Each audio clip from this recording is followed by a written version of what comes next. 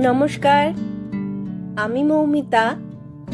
আমার কবিতা পাঠ চ্যানেলে আমার সকল শ্রোতা বন্ধু এবং দর্শক বন্ধুকে আন্তরিক শুভকামনা জানিয়ে আজকের গল্প পাঠ শুরু করছি।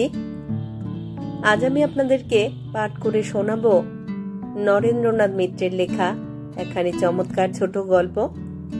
গল্পের নাম বিভ্রম। আমার অনুরোধ রইল গল্পখানি শোনার জন্য। রোজকারই মতো আমার পুরনো কথাগুলি একবার সংক্ষেপে বলে নিচ্ছি। যদি আমার গল্প পাঠ আপনাদের ভালো লাগে, অনুগ্রহ করে একখানি লাইক করবেন এবং গল্পটি আপনাদের প্রিয়জনের সাথে শেয়ার করবেন। আপনারা যারা এখনো আমার কবিতা পাঠ চ্যানেলটি সাবস্ক্রাইব করেননি, তাদের অনুরোধ সাবস্ক্রাইব করে সাথে থাকার। আর আপনারা আপনাদের মূল্যবান মতামত কমেন্ট বক্সে জানিয়ে আমাকে অনুপ্রাণিত এবং সমৃদ্ধ করবেন, এও আমার অনুরোধ। ধন্যবাদ। শুরু করছি আজকের গল্প বিভ্রম।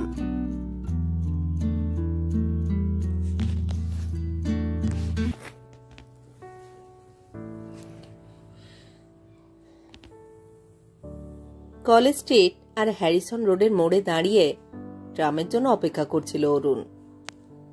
5টায় ব্যাংকের চাকরি শেষ হয়েছে, পার্ট টাইমে ছোট কাজটুকু বাকি। ধর্মতলা ন্যাশনাল স্টোরসে হরেক রকমের চিঠিপত্রে জবাব লিখে টাইপ করতে করতে রাত 9টা। তারপর ছুটি। আজ একটু সকাল সকালই বেরোতে পেরেছে ব্যাংক থেকে। ন্যাশনাল স্টোরসের কাজটুকু কোনো রকমে সেরে তাড়াতাড়ি বাড়ি ফিরবে, ইচ্ছেটা তাই। কিন্তু কি হয়েছে আজ শ্যামবাজার ডিপোতে? মিনিট 10 হতে চলল, না এলো একটা ট্রাম, না কোনো বাস। অরুণের বিরক্তিক্রমে সীমা ছাড়িয়ে যাচ্ছিল। মাস্টার মশাই না? নারী কণ্ঠে একটু চমকে উঠে অরুণ চোখ তুলে তাকালো। 24-25 বছরের ফর্সাপানা দোহারা চেহারার একটি মেয়ে কাছে এগুতে এগুতে দ্বিধাগ্রস্ত হয়ে একটু পিছিয়ে গেল। মেয়েটি সুন্দরী, বেশ পাশে খুব পারিপাট্য না থাকলেও পরিচ্ছন্নতা আছে। চওড়া কালো পেড়ে একখানা তাঁতের শাড়ি পরনে, কানে লাল পাথর বসানো দুল, হাতে দুগাছি মোটা চোর। মাথায় আঁচল নেই, কিন্তু সিঁথিতে সিঁদুরের আভাস দেখা যাচ্ছে। ঠিক চিনতে না পারলেও মেয়েটি যে তার পুরনো ছাত্রীদেরই একজন, তা অনুমান করতে অরুণের দেরি হলো না। সেও সঙ্গে সঙ্গে বলল, এই যে, ভালো আছো? অনেকদিন আগে দেখা পরিচিত লোকের মুখ ভুলে যাওয়া অরুণের এক রোগ। তার জন্য অনেকবার অনেক জায়গায় অপ্রস্তুত হতে হয়েছে। দাম্ভিক বলে মনে করেছে লোকে। এই প্রাক্তন ছাত্রীটিকে তেমন ভুল ধারণা করবার সুযোগ সে দিতে চায় না।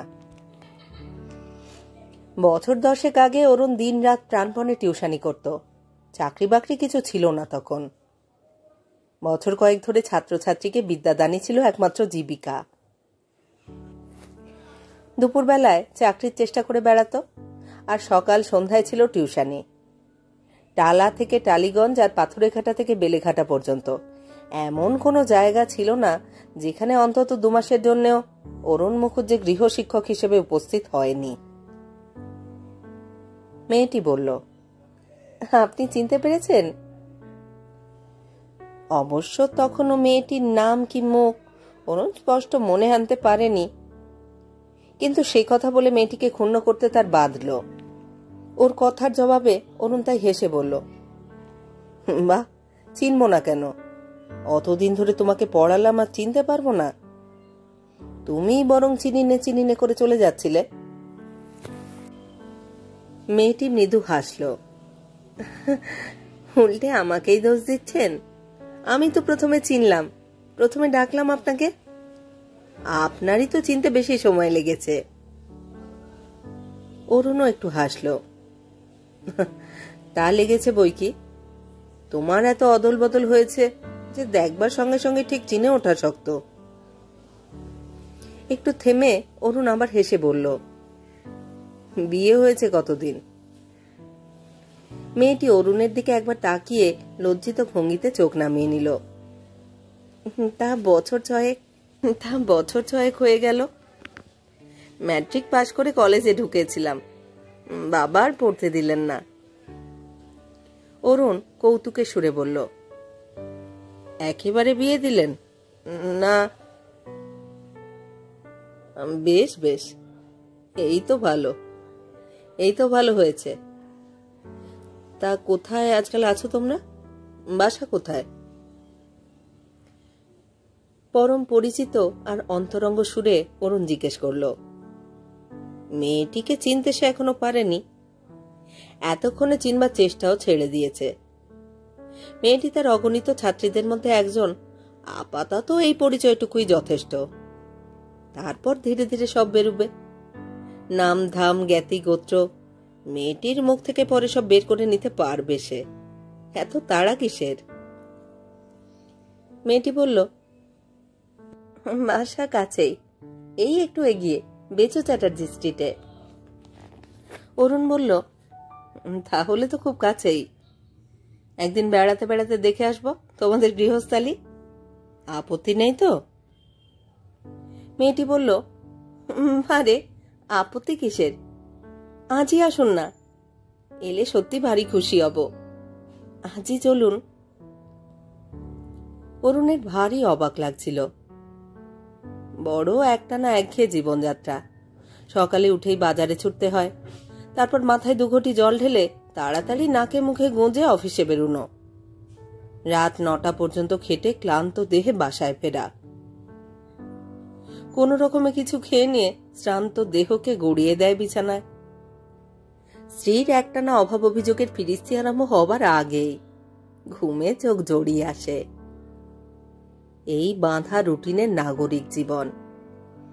কোন দিক দিয়ে যে ঋতু পরিবর্তন হয়, পৃথিবীর রং বদলায়, তার কিছু টের পাওয়ার জো নেই। কিন্তু আজকের বিকেলে ভুলে যাওয়া এই তন্নি ছাত্রীটির আন্তরিক আমন্ত্রণে অরুণের মনে হলো বহুকাল বহু যুগ বাদে হঠাৎ যেন বৈচিত্র্যের আমেজ লেগেছে। অভ্যস্ত বিবর্ণ জীবনে লেগেছে এক ছিটে রং। এতক্ষণে এসপ্ল্যানেডগামী ট্রাম আর বাস 2 এসে দাঁড়িয়েছে। মেয়েটির কাছ থেকে বিদায় নিয়ে যে কোনো একটা উঠে পড়লেই হয়, কিন্তু অরুণ কোনোটিতেই উঠল না। আজ না হয় খানিকক্ষণ দেরি করেই যাবে ন্যাশনাল স্টোরসে। মেয়েটির দিকে ফিরে তাকিয়ে বলল, আজই যেতে বলছো? মেয়েটি আরো আগ্রহের সুরে বলল, এলে সত্যি ভারী খুশি হব স্যার। অরুণ মন স্থির করে ফেলল। আচ্ছা চলো, দেখেই আসা যাক তোমাদের বাসা। মেয়েটি বলল, চলুন। দুজনে পাশাপাশি চলতে লাগলো। পথচারীদের কেউ কেউ আর চোখে তাদের দিকে তাকিয়ে গেল। অরুণ মনে মনে একটু হাসল। দুজনের সম্পর্ক যে ছাত্রী মাস্টারের তা হয়তো কেউ ওরা অনুমানই করছে না, হয়তো অন্যরকম কিছু আন্দাজ করছে। মেয়েটির ভাবভঙ্গিও ঠিক একেবারে ছাত্রী জনচিত নয়, যদিও বয়সে অরুণের চেয়ে অন্তত 7-8 বছরের ছোট হবে। তবু কথাবার্তায় চাল চলনে মেয়েটি সেই বয়সের ব্যবধান যেন অনেকখানি কমিয়ে এনেছে। ও তো এখন আর অরুণের ছোট ছাত্রীটি নেই, এখন ও আরেকটি সংসারের গৃহিণী, কর্ত্রী। জীবন সম্বন্ধে ওরও নানা রকম অভিজ্ঞতা হয়েছে। পুরনো মাস্টার মশাইয়ের সঙ্গে খানিকটা সমবয়সী বন্ধুর মতো ব্যবহারও করবে বইকি। হাঁটতে হাঁটতে মেয়েটি আলাপ করতে করতে চলল। কোথায় বাসা অরুণের, কোথায় চাকরি, কতদিন ধরে আছে ওই অফিসে। তবে কোনো স্কুল কলেজের কি পুরনো দিনের পড়াশুনোর কথা ওর বোধ হয় আর পারবার ইচ্ছে নেই। সে যুগ তো পার হয়ে এসেছে। খানিকটা এগিয়ে বাঁদিকে মোড় নিতে হলো। তারপর একটা ব্যারাক বাড়ির সামনে দাঁড়িয়ে মেয়েটি বলল, আসুন, 2 তলায় আমাদের ঘর, সিঁড়িতে আলো নেই, আপনার ভারী অসুবিধে হবে। অরুণ বলল, না না, অসুবিধার কি আছে, চলো। অরুণের আগে আগে সিঁড়ি বেয়ে উঠতে উঠতে মেয়েটি গলা নামিয়ে অভিযোগে সুরে বলল, এমন কৃপণ বাড়িওয়ালা আমি আর দুটি দেখিনি। এত বলা কওয়া, তবু কিছুতে সিঁড়িতে একটা আলোর ব্যবস্থা করবে না। সিঁড়ির ডান দিকে পাশাপাশি দুখানা ঘর, তার একখানার সামনে দাঁড়িয়ে মেয়েটি কড়া নাড়ল। একজন প্রৌঢ়া বিধবা মহিলা দরজা খুলে দিয়ে তাড়াতাড়ি মাথায় আঁচল টেনে একটু সরে দাঁড়ালেন। অস্ফুট কণ্ঠে বললেন, ইনি কে বৌমা? মেয়েটিও এবার মাথায় আঁচল তুলে দিল। তারপর দুজনের পরিচয় করিয়ে দিয়ে বলল, আমার শাশুড়ি মা, আর ইনি হলেন আমার মাস্টার মশাই। পথে আজ হঠাৎ দেখা হয়ে গেল। মহিলা বললেন, আসুন, ভিতরে আসুন। আমন্ত্রণ জানিয়ে মহিলাটি কিন্তু আর দাঁড়ালেন না, আরো ভিতরে অদৃশ্য হয়ে গেলেন। ঘরে ঢুকে মেয়েটি একটি গদি আটা চেয়ার দেখিয়ে বলল, বসুন স্যার। বেশ বোঝা যায় ঘরখানা চাকুরিজীবী মধ্যবিত্তের একটি বৈঠকখানা। উঁচু নিচু খান কয়েক চেয়ার, একধারে লম্বা একটি বইয়ের র্যাক, দেওয়ালে রবীন্দ্রনাথের বড় একখানি ফটো, জানলা দরজায় রঙিন পর্দা। মারই ভালো লাগলো অরুণের। অতি চেনা, অতি পরিচিত পরিবেশ, তবু ঠিক যেন একেবারে পরিচিত নয়। এরই মধ্যে বেশ একটু নতুনত্ব আছে, বৈচিত্র্য আছে।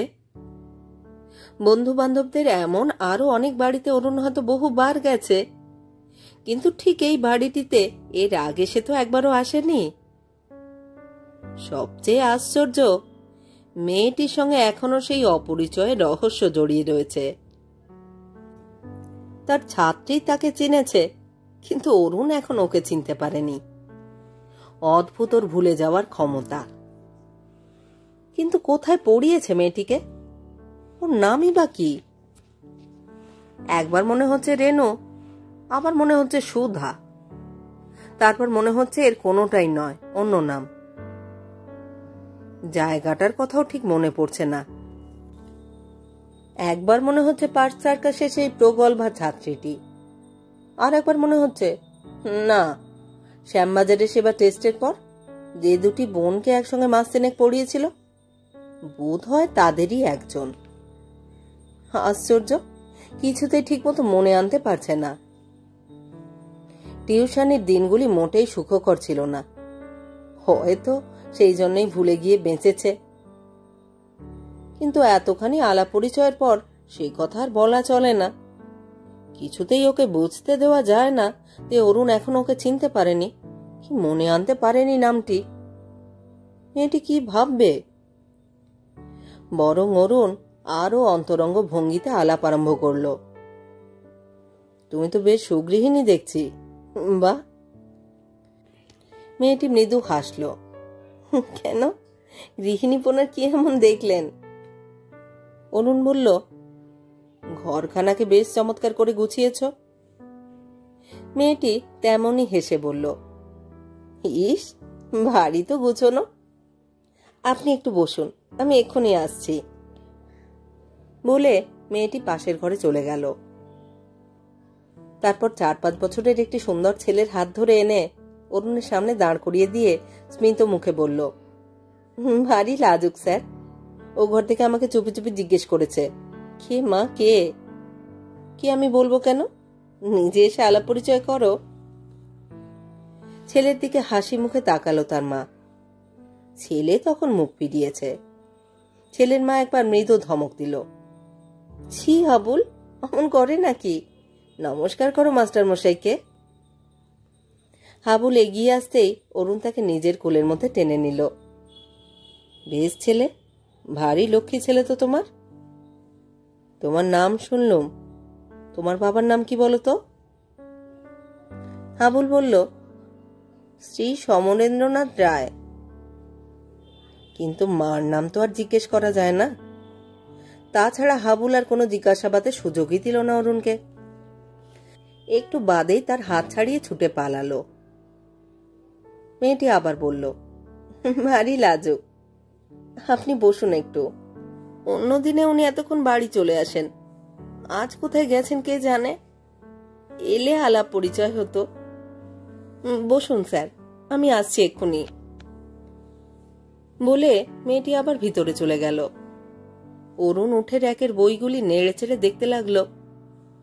বই দেখাটা উদ্দেশ্য নয়, কোথাও মেয়েটির নামটা লেখা আছে কিনা তাই অরুণ খুঁজে বের করতে চায়। হয়তো নামের সঙ্গে সঙ্গে সব মনে পড়বে, কিন্তু বেশিরভাগ বইয়ের পাতায় নাম রয়েছে বাইরের বন্ধু বান্ধবদের, না হয় কোনো লাইব্রেরির। 2-4খানায় মাত্র গৃহস্বামীর নাম লেখা আছে। হতাশ হয়ে অরুণ এসে ফের নিজের চেয়ারে বসল। একটু বাদেই মেয়েটি আবার এসে ঘরে ঢুকলো। চা, ডিমের অমলেট করে নিয়ে এসেছে প্লেটে করে। ছোট একখানা টুল নিজেই ঘরের কোণ থেকে টেনে নিয়ে তার উপর সযত্নে রেখে দিল খাবার। অরুণ বলল, আবার এসব কেন? মেয়েটি স্মিত মুখে বলল, কি আর এমন, নিন খান বলে টুলটা একটু সামনে এগিয়ে দিল অরুণের। চায়ের কাপে চুমুক দিয়ে ভারী তৃপ্তিবোধ করল অরুণ। বেশ সুরভিত দামি চা। অনেকদিন এমন স্বাদ আর গন্ধ যেন ভাগ্যে জোটেনি। কাজ থেকে চুরি করে নেওয়া অপূর্ব একটি সন্ধ্যাকে দৈনন্দিন একঘেয়ে জীবনের ভিতর থেকে অরুণ যেন খুঁড়ে বের করেছে। এর মাধুর্যের শেষ নেই, রহস্যেরও অবধি নেই। মেয়েটির দিকে তাকিয়ে অরুণ স্নিগ্ধ কণ্ঠে বলল, দাঁড়িয়ে রইলে কেন, বসো। একটু ইতস্তত করে আর একখানা চেয়ার কাছে এগিয়ে এনে মেয়েটি এবার তাতে বসে পড়ল। অরুণ বলল, দেখো, আজকে তোমাদের এখানে এসে আমার একটা কথা খুব মনে হচ্ছে। মেয়েটি বলল, কি কথা? অরুণ বলল, পড়াশোনার পাঠ চুকবার পরই মাস্টার মশাইয়ের সঙ্গে ছাত্রছাত্রীর ঠিক সৌহৃদ্য হয়। তোমাকে সত্যি কথাটা বলি, দিনরাত প্রাণের দায় টিউশনি করে গেছি। তাতে না পেয়েছি নিজে আনন্দ, না খুশি করতে পেরেছি তোমাদের। বিদ্যে দান করতে করতে গলদঘর্ম হয়েছি, বিরক্তির আর সীমা থাকেনি। মাস্টার মশাই সম্বন্ধে তোমাদেরও নিশ্চয়ই খুব ভালো ধারণা হয়নি। মেয়েটি স্মিত মুখে বলল, কিন্তু আমাদের ধারণাও তো বদলাতে পারে স্যার। অন্তত আমার তো বদলেছে। যখন নিজে ছাত্রী ছিলাম ভাবতাম সব দোষ মাস্টার মশাইদের। তাঁরাই অকারণে বিরক্ত হন, বকাবকি করেন, এমনকি ফাঁকি দেন। এখন নিজে মাস্টারি নিয়ে বুঝতে পারছি অবস্থাটা। বুঝতে পারছি কত সময় কত অবিচার করেছি, কত অন্যায় ব্যবহার করেছি তাদের সঙ্গে। অরুণ বলল, তুমি নিজেও মাস্টারি নিয়েছো, তাই নাকি? কই বলনি তো এতক্ষণ। কোথায়, কোন স্কুলে? মেয়েটি একটু লজ্জিত ভাবেই বলল, এই কাছেই, বউবাজার বিদ্যাপীঠে।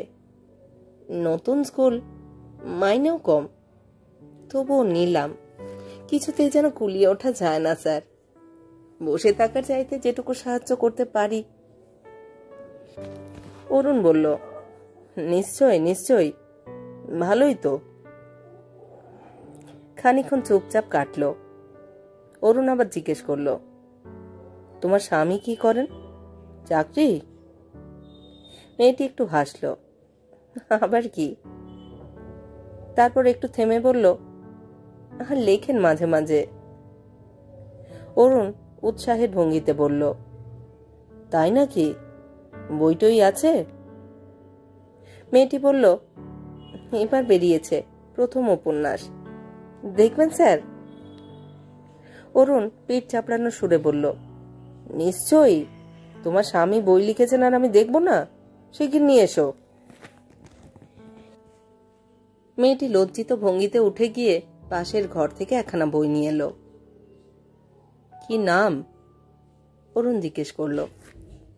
মেয়েটি বলল, কালো স্রোত।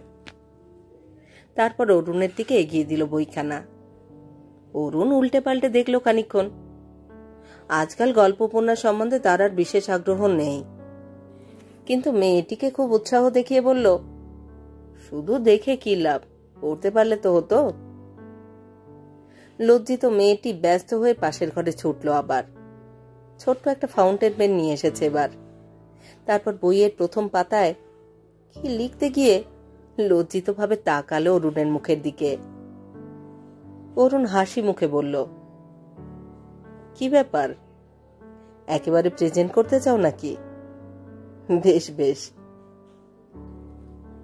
মেয়েটি বলল, আমার অবশ্য প্রেজেন্ট করবার কথা নয়, কিন্তু উনি তো এসে পৌঁছলেন না। তাছাড়া ফিরতে ফিরতে আজ হয়তো ওর অনেক রাত হয়ে যাবে। অরুণ বলল, না না, তুমি দাও, ওর সঙ্গে তোমার পরিচয় নেই। পরিচয় তোমার সঙ্গে, সম্পর্ক তোমার সঙ্গে, দেওয়ার যোগ্য অধিকারিণী তো তুমি। বলে মেয়েটির দিকে তাকিয়ে অরুণ ফের একটু হাসল। মেয়েটি লজ্জিত ভঙ্গিতে চোখ নামিয়ে নিল, কিন্তু লিখতে গিয়ে ফের ইতস্তত করতে লাগলো মেয়েটি। তারপর অরুণের দিকে তাকিয়ে আরক্ত মুখে হঠাৎ বলল, কিছু মনে করবেন না মাস্টারমশাই, আপনার নামটি যেন কি? নামটি ঠিক মনে আনতে পারছি না। এবার বিস্মিত আর আহত হওয়ার পালা অরুণের। মুহূর্তকাল সে কোনো কথা বলতে পারল না। মেয়েটি তাড়াতাড়ি বলে উঠল, আপনি রাগ করলেন? আমি কিছুতেই মনে আনতে পারছি না। বাবা এত ঘন ঘন মাস্টার বদলাতেন? অরুণ মুখে হাসি টেনে বলল, শুধু নাম কেন, মাস্টার মশাইদের মুখও তোমার পক্ষে মনে রাখা শক্ত, তাই না? কিন্তু নাম দিয়ে কি হবে, লিখে দাও মাস্টার মশাইকে। মেয়েটি বলল, শুধু তাই লিখব? অরুণ বলল, হ্যাঁ, আর তোমার নাম? বলে অরুণ অদ্ভুত একটু হাসল। মেয়েটি ভ্রু কুঞ্চিত করে চোখ তুলে তাকালো অরুণের দিকে। একটুকাল তাকিয়েই রইল, একটু যেন কি ভাবল। তারপর গোটা গোটা অক্ষরে মাস্টারমশাইয়ের নিচে নামটিও স্বাক্ষর করল। অরুণ বইটা হাতে নিয়ে উঠে দাঁড়িয়ে বলল, আচ্ছা, আর চলি। বাইরে বেরিয়ে এসে রাস্তার আলোয় অরুণ এবার নামটা পড়ল, নিতা।